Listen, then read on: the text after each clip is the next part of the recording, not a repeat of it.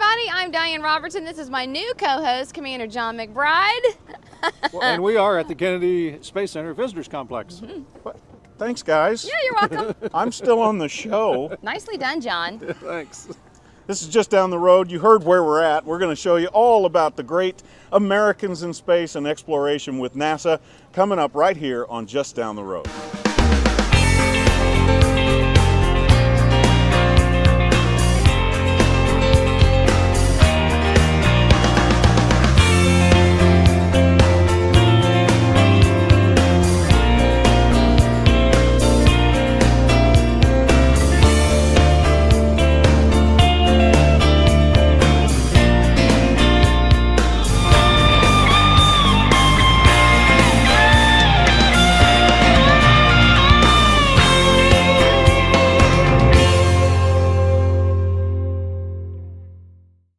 As you're getting closer to the Kennedy Space Center, you start seeing some of the relics of space exploration gone by. You start seeing the tips of rockets and the NASA logo. You pull into the parking lot, walk up to the gate, and through the gate you see the words Explore. You see these huge, huge rockets, and you just know your day is going to be awesome. And ours could not have started off any better, as the first thing we did was talk with Space Shuttle Commander John McBride. Well, as we said at the top of the show, we are at the Kennedy Space Center Visitor Complex, and with us is Commander John McBride. We're in the Rocket Garden now, and Commander John McBride, the reason he's got this commander title is he flew in something called the Shuttle, the Space Shuttle. Space Shuttle. I can't remember. We call it the Space Transportation System. STS, if you see that on any of the stickers or anything, that's what that STS stands for, Space Transportation System, which is the space shuttle itself, the two solid rocket boosters, and the external tank. That's what we call the STS system. Basically what that means is this guy is almost as important as Diane and me. Yeah, So, yeah. I mean, he had rocket boosters. Yeah. We don't and have a that shuttle. yet. His Yeah. car was almost as cool as mine. Moving on. Yeah. So, John, tell us a little bit about your personal history before we talk about Kennedy Space Center, your personal history with the shuttle program. I love to use the word blessed. I'm a blessed person to have gotten to join NASA in 1978 in the first class of space shuttle astronauts. Everybody that came before me were the Mercury, Gemini, and Apollo guys. We called them the old guys at the time, but now I'm one of them. We've canceled or ended our space shuttle program. So I got to come on board with the first class of astronauts, men and women from all parts of our country, chosen specifically to fly this new vehicle called the Space Shuttle. I came from the U.S. Navy. I'd spent 13 years in the Navy as a fighter pilot, test pilot, carrier pilot, combat pilot, and so NASA went through a screening process the whole year of 1977 to pick the first class. They started with about 100,000 people and culled it down to 9,000, then 200, and then they picked the first 35. Wow. So it was a really sitting on pins and needles there for a few months to wait and see who was going to be chosen, and obviously, as I said, I was blessed to be in that first class. I mean, think about it. 100,000 people. And John McBride is picked into the group of 35. That is outstanding and amazing. And I'm so glad I've met him. That just says so much to me about who John McBride is. The only thing I could think of to compare it to was when we started doing this show, all the applicants that came in to me trying to be this host, and I beat them all out. It's kind of the same thing if you think about it. So based on what you went through with the 100,000, 9,000, narrowing it all down, just at your first glance, would I have made it? You probably would have. I know I would Oh, have. Yeah. brother. Just a short time I've known you, I think you were a shoo-in. Yeah. Oh, yeah. my gosh. It's coming getting from a deep. Space Shuttle commander, folks. Thanks a Now lot. you know I've got Oh, my cred. gosh. Space Shuttle Commander Wood. Has a nice ring to it, don't you think? I couldn't believe that NASA bestowed this honor upon me. We were there to feature them, to honor them, to show what they are all about. And obviously they had something else in mind. They bring out Space Shuttle Commander John McBride. I ask him a simple question. He takes one look. Boom, Space Shuttle Commander Wood. Just a tremendous honor to join that club. I'm absolutely speechless. But let me say a few more things.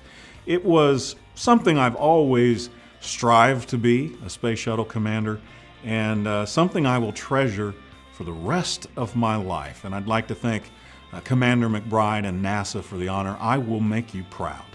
I'm going to stop there before I get emotional. Space Shuttle Commander Wood out. So tell us about your first trip into space. You said that was in 1984? Right. The first crew of 7. We had the first crew of 2 women, Sally Ride and Kathy Sullivan. It was Kathy's first flight. She became the first American to do a spacewalk, an EVA we call them. Of course, it was Sally Ride's second mission that she flew. Had the first Canadian, Mark Garneau, the first Australian, Paul Scully Power, the first West Virginian, John McBride. So it really was a unique group of people, and I've told people for years if I could have handpicked a crew, I don't think I could have done any better than NASA issued us to go fly with. The accolades just continue and continue for this man. The last 3 years of his career under Ronald Reagan, he was the deputy of NASA. And I'm telling you, that is something. Wonder if he has a little badge, deputy. The space program was what excited me, inspired me, got me to stay in school, so to speak, and work on an engineering degree and join the Navy and aspire to fly, and with this hope that one day I would be able to get to do what I got to do. So for the youngsters, once again, if it's something you want to do, this is a good day to start thinking about it. And But now you say, when you're talking about Jeremy being an astronaut, you're talking about the space monkey though, right? You know, that he can I just think be we passed in that there. already. We passed that Oh, stage, all yeah. right. What? Pouty. We're talking with a space shuttle commander, You're so dramatic. a man that has seen outer space, been in outer space, piloted a space shuttle. I asked him for his honest opinion of me. Could I, Commander McBride, have been a commander of a space shuttle? Here we go. And the man says yes. Now, he's never lied to us through the whole interview. He's nothing but an honest Yep. bloke. Yep. He's been Bloke? great to us. Are you Irish? And he said, I could have been a space shuttle commander. And you chime in with, I'm bribing him, I'm a space monkey. That was a Even good he one. shot those down. Why can't you just let the man compliment me? He is not going to take one look at you and say that you're a space shuttle commander. He did. We have No. videographic proof of that. Well, you're right, but I think there was So we'll just stop right there. She said I'm right.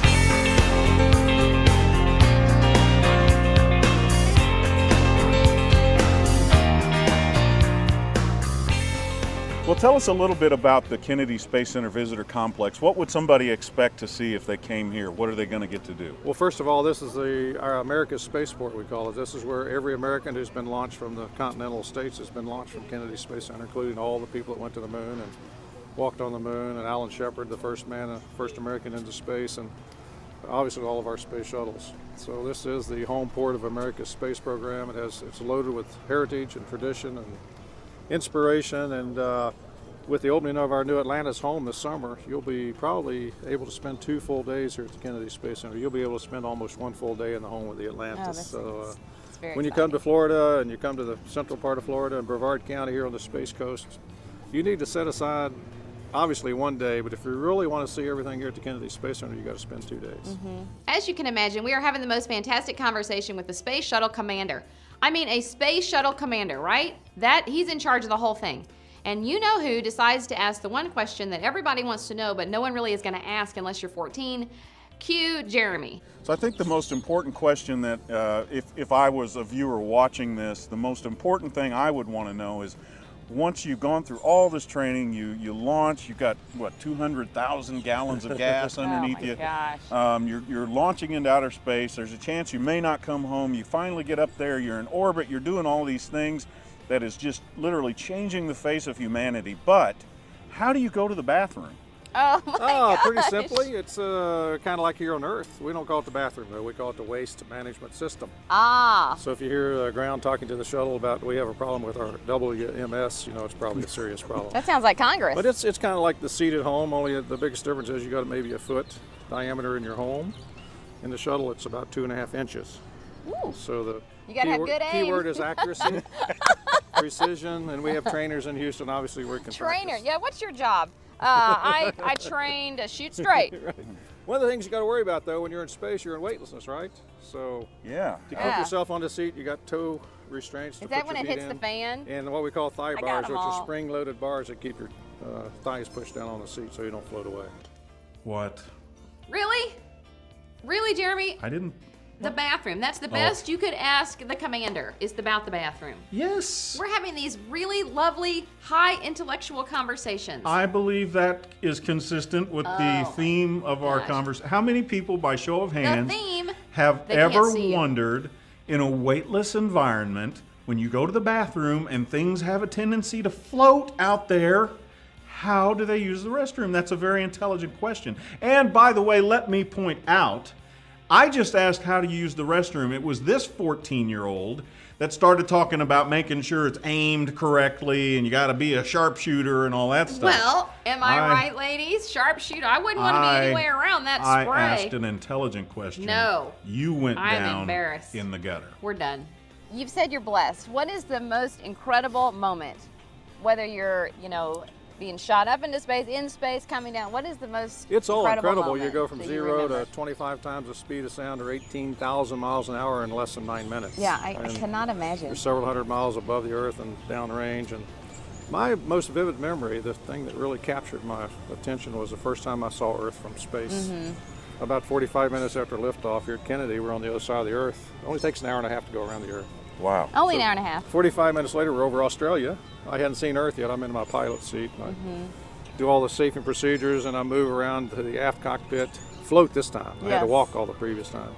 Set I up hate all walking. the computers, and hit the magic button that starts the payload bay doors to open. Oh. And as I hadn't seen Earth, but as I wasn't thinking about it even. As I hit the button, like I did 100 times in the simulator, the door started opening, and I went, oh my God. I'm over the middle of Australia. I'm Yeah. right over the middle of the outback, and as the doors got all the way open, I could see from Perth on the west coast to Sydney on the east coast. Oh, And that's I thought my heart was going to incredible. leap out of my chest. That's how powerful that feeling Yeah. was. very So tender. many memories. We've talked about the Challenger, the Columbia, your personal memory. I wasn't alive at the time, but I think still my favorite image from space is the shot from the moon. Oh, yeah. And when, I don't remember the name of the astronaut, but when he read the first few verses out of the Bible. It was on Apollo 8. Yeah, and just to hear those verses conjoined with the vision of Earth. Right. Perfect. It's a powerful thing. I'm a lucky person being in the first class of shuttle people that I got to know all the guys who came before me and all the people who have flown since myself. And it is a powerful feeling. People say, are you affected? Does it affect your religious beliefs or how you felt before? And my answer to that is that my father was a Methodist minister, which really was a powerful force in my life. Not my father, my grandfather. I'm a My father Methodist, also. by the way. But anyway, when you get up there and you see the beauty of this Earth and the enormity of the background of the universe, you keep thinking to yourself, man didn't do this. There's Yeah. no way man could have done this. There's something Nothing by random chance. right. There's got to be a more powerful force somewhere. So it enhances and strengthens whatever beliefs you may have had when you started. All right. It's very well said. Well, Commander John McBride has been our guest on Just Down the Road today. And if you come down to the Kennedy Space Center Visitor Complex, you might get to meet him as well, as there's all kinds of programs where you get to talk and chat and even eat lunch with astronauts. So make sure you come on down, and if you do, tell Commander John McBride, Jeremy and Diane said hello. Thank you so Thank you much very for your much. time. Thank you, sir. Thank you. And by the way, Thank you you, got Diane. cool boots on. Thank Yeah, you. those are nice. I like yeah. them. I can't imagine what it's like coming back from space and being a shuttle commander and then fitting back into life like that. But I got to tell you, this man was very kind, easy to talk to, very approachable. We had a really good visit with him, and he was very open with information and just casual. What a great, great guy. Thank you, John.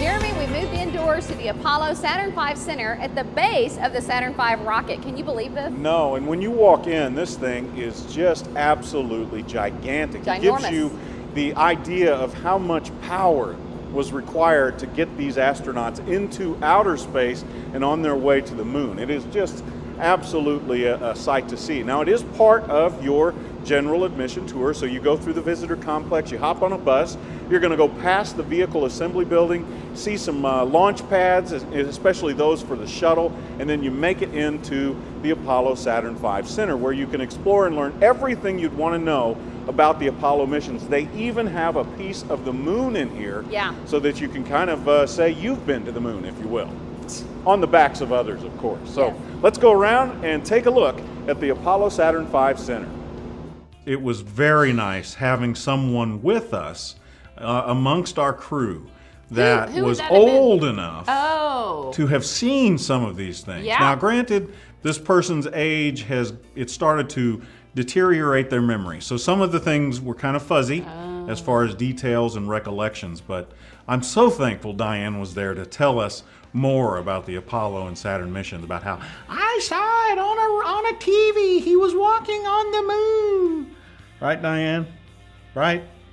Right, Diane?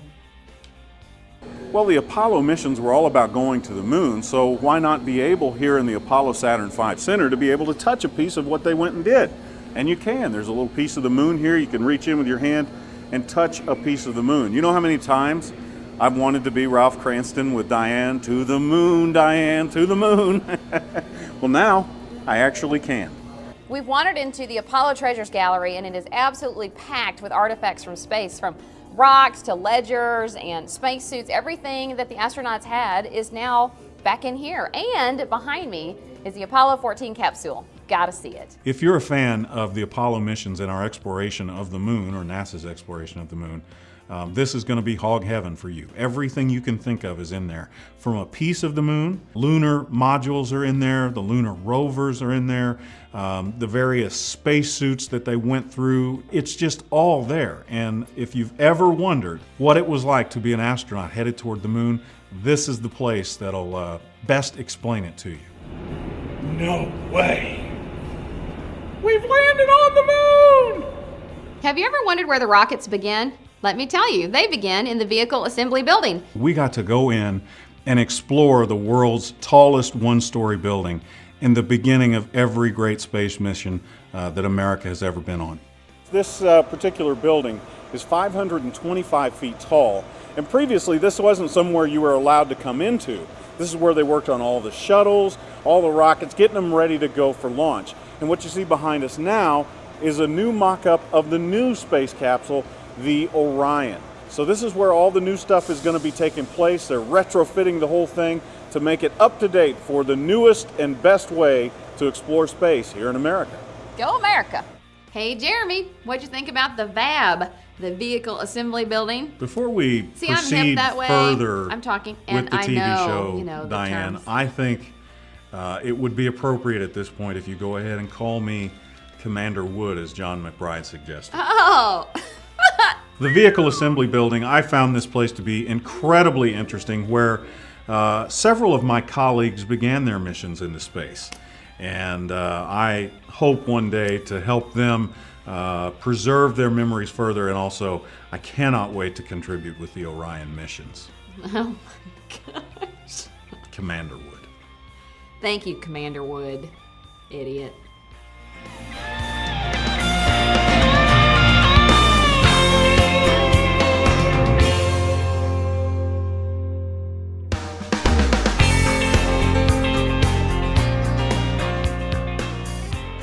Outside of talking to Commander McBride, who bequeathed upon me the title of Commander Wood, my favorite experience there above everything else was the new Atlantis exhibit. It is quite literally out of this world. It is out of this world. The Atlantis exhibit is amazing. It's all housed in one big, huge area, and everything you could ever want to know about the Atlantis is in there. If you're a fan of the shuttle program, right now there are 4 shuttles. Obviously we lost the Columbia and the Challenger, but there are still 4 in existence. The Enterprise is in New York, the Endeavour is in California, the Discovery is in the Smithsonian in Northern Virginia, and then Atlantis is got a brand new home at the Kennedy Space Center, and it really documents everything you could ever want to know about the shuttle program, from the beginning, the very first little mock-up, all the way to the final mission and everything in between. The Challenger and Columbia tragedies, tools and artifacts that were used in space, of course, the shuttle. My first impressions of the Atlantis, you know, it really takes your breath away. I mean, I have prayed over that. I have prayed for people in that. I have thought about it and watched it on TV. I'm sure you all have too. And then to have it right in front of you, It just took my breath away, and it kept taking my breath away the whole time. There it is. I mean, almost where you can reach out and touch it. It looks just like you would imagine. It's gigantic, complex, even though it's an old vehicle and has been around the shuttle program at least being conceived for the last 30, 40 years. It looks like something out of a science fiction movie. As someone that absolutely has had a fascination with space exploration, space travel, ever since I was a little boy, still to this day it fascinates me. The Kennedy Space Center was like going to the North Pole would be for a little kid. I mean, everything you could see and touch and read about, from Alan Shepard to Neil Armstrong to touching the moon, all the way up through the shuttle program and what's coming up next. It just couldn't have been more interesting, and I can't wait to go back, especially for the Atlantis exhibit. I could have spent all day in there by itself. I agree, Captain Idiot. I really wanted to spend more time there. And you know, we're on our little schedule, but it would be lovely just to walk around and take it all in. And I'm a Houstonian actually, and so I saw all of that from NASA Houston, and we would watch TV and see the whole thing. We'd take school trips there. It was just, you gotta see it. Interesting little tidbit to what you were saying there about being from Houston. The phrase, Houston, we have a problem, coined the exact same day Diane was born. God's honest truth from Commander Wood. What a fantastic day we've had here at the Kennedy Space Center in Cape Canaveral, Florida. Yeah, we hope you've had a great time as well. If you'd like more information on them or Just Down the Road, look us up online at justdowntheroad.net. You can also find us on Facebook, Twitter, Instagram, all the social media right there. For Diane Robertson, I'm Jeremy Wood. This is Just Down the Road at the Kennedy Space Center. Bye. Well, Jeremy, excuse me, Commander Wood, idiot. Listen, do you have the whole outfit? Has he given you an outfit to wear? I didn't get a chance to talk to Commander McBride about that, but I did get an autograph from him, gave him my card, and as I understood things as we left it, there'd be a fitting and all that stuff later.